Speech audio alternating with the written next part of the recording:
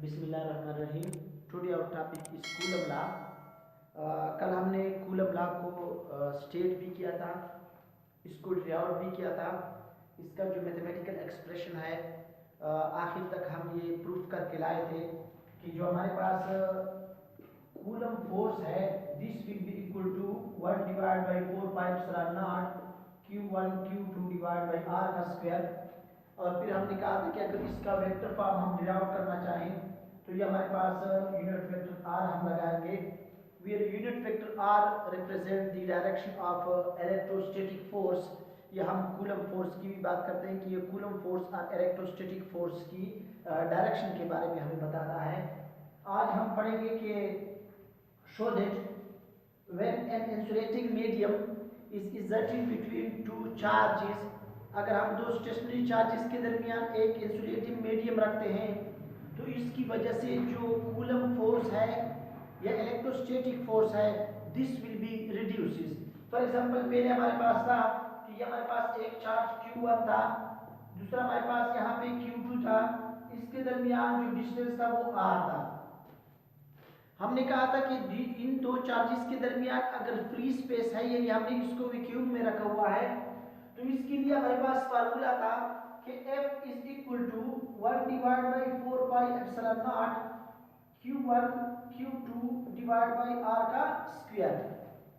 अब हम कहते हैं कि if we inserted an isolating medium और dielectric medium between these two charges, अगर हम इसके दरमियान आप प्लास्टिक की कोई शीट रख लेते हैं या कोई भी इंसुलेटिंग मीडियम रखते हैं तो इसकी वजह से इन दोनों की जो अट्रैक्शन या रिपल्शन है उस पर क्या असर पड़ेगा, इसके लिए हम कहते हैं कि F प्राइम यानी अब हम इसके दरमियान हमने शीट रखी हुई है तो इसके लिए 1 divide by 4 pi epsilon, where epsilon is the permittivity of that medium which is inserted between the two charges Q1 Q2 divided by R square. Let this is question number 2.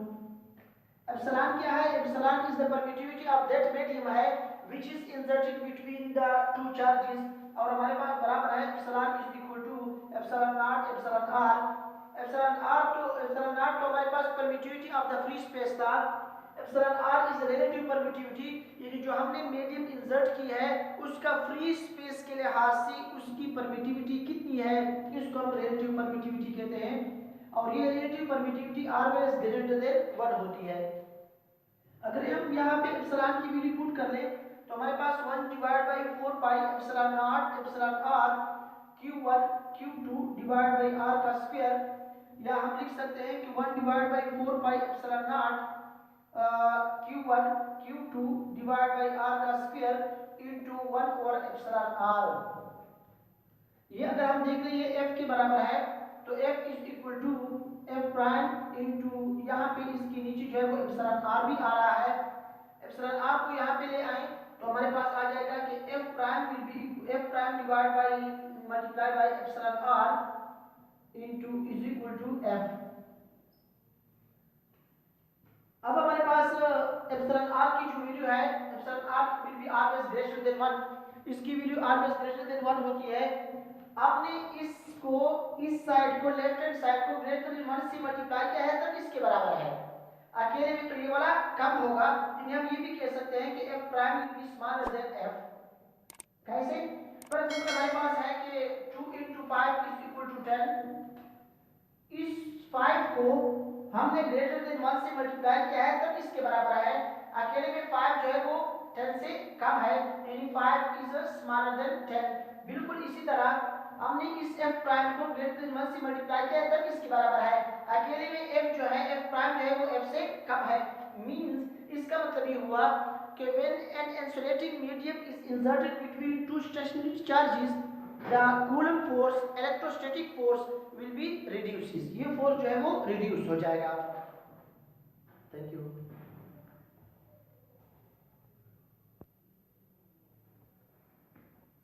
जो हमारा next topic है वो हमारा है coulomb law in term of Newton third law.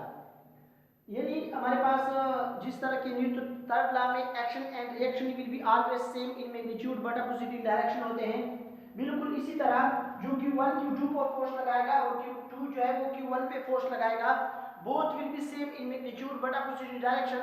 अगर हमने ये prove किया तो हम कहेंगे कि it is in term of Newton third law. इसके लिए हम कहते हैं कि लेट जो चार्ज 1 चार्ज 2 पर जो फोर्स लगाता है वो F12 है, और हमारे पास 1 divide by 4 pi epsilon not Q1 Q2 divide by R square into unit vector R12, unit vector R12। जो 2 जो है वो 1 पे लगाता है वो हमारे पास F21 हो जाएगा, और हमारे पास 1 divide by 4 pi epsilon not Q1 Q2 divide by R का स्क्वायर यूनिट वेक्टर R21। हम देखते हैं कि हमारे पास R21 is equal to R12 but opposite in direction, इन्हें हम लिख सकते हैं कि unit vector R21 is equal to unit vector R12 but opposite in direction. अगर R21 की वैल्यू यहाँ पे पुट कर लें तो हमारे पास आ जाएगा unit vector force F21 is equal to 1 divide by 4 pi epsilon not Q1 Q2 divide by R का square minus R12, unit vector minus R12 minus आगे आ जाएगा और हमारे पास minus 1 divide by 4 pi epsilon not Q1 Q2 divide by R का square unit vector R12। अगर हम देख लें ये जो है ये बिल्कुल हमारे पास इसके बराबर है, यानी F12 के बराबर है। हम लिख सकते हैं कि F21 is equal to minus F12। This means that this is the new Coulomb law in term of Newton third law. Any action and reaction is always same in magnitude but opposite in a direction. This is also called Coulomb law in term of Newton third law. आपसे question पूछा जा सकता है, पहले जो topic था उसमें question you पूछेगा कि state and explain Coulomb law, also show that in term of insulating medium, या if insulating medium is inserted between two charges then Coulomb force is reduces। इस पे क्वेश्चन यू पूछा जाएगा कि state and explain Coulomb law, Coulomb law को state and explain कर लें और इसके बाद ये बताएं कि हमारे पास Coulomb law in term of Newton third law को भी एक्सप्लेन कर लें कि how we write Coulomb law in term of Newton third law.